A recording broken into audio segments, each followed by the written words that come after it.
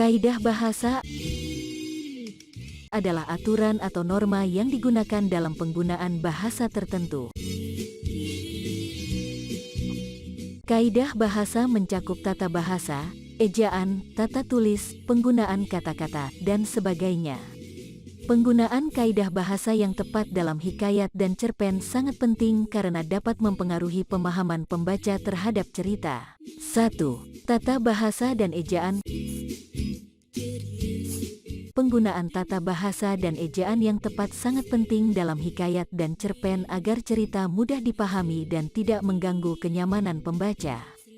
Setiap bahasa memiliki tata bahasa dan ejaan yang khas, dan penggunaan kaidah bahasa yang salah dapat membingungkan pembaca dan mengganggu alur cerita. 2. Tata tulis.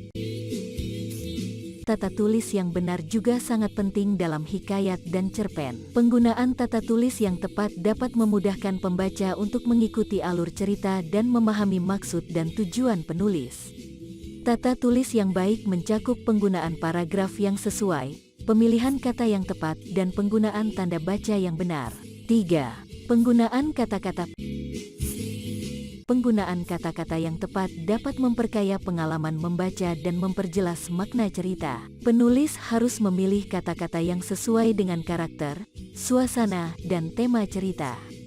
Penggunaan kata-kata yang tepat juga dapat membantu menciptakan suasana dan membangun emosi pada pembaca. 4. Gaya bahasa. Gaya bahasa yang dipilih juga dapat memengaruhi pengalaman membaca. Gaya bahasa yang baik harus mempertimbangkan pembaca dan tujuan cerita. Hikayat sering menggunakan gaya bahasa yang formal, sedangkan cerpen sering menggunakan gaya bahasa yang lebih informal dan cenderung reflektif. Dalam kesimpulan,